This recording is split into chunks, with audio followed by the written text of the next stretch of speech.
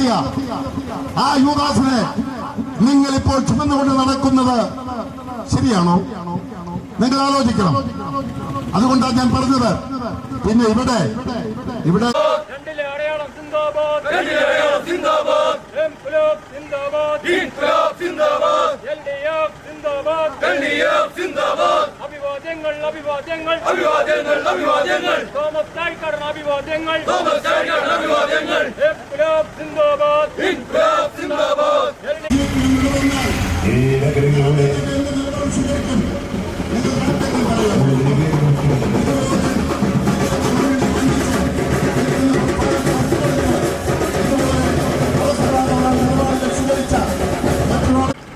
അന്ന് നമ്മൾക്ക് നേടിയെടുക്കാൻ കഴിഞ്ഞ നിരവധി നേട്ടങ്ങൾ അതിൻ്റെ തുടർച്ച ഉണ്ടാകാൻ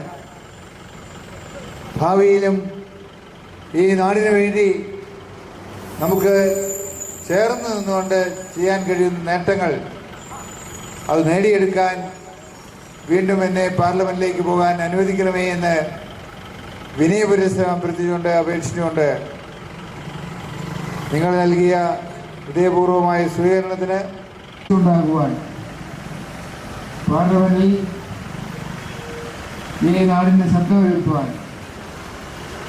ഈ നാട്ടിലെ ജനങ്ങൾക്ക് വേണ്ടി തുടർന്നും പ്രവർത്തിക്കുവാൻ നിങ്ങളോടൊപ്പം പ്രവർത്തിച്ച് ഈ നാടിൻ്റെ കൂടുതൽ നേട്ടങ്ങൾ ഉണ്ടാക്കുവാൻ എന്നെ അനുഗ്രഹിക്കണമേ, ആശീർവദിക്കണമേ. അതിനായി ഈ തെരഞ്ഞെടുപ്പിൽ 2 അടയാളത്തിൽ വോട്ട് രേഖപ്പെടുത്തി എന്നെ വിജയിപ്പിക്കണമെന്ന് കടന്നു വരുന്നു.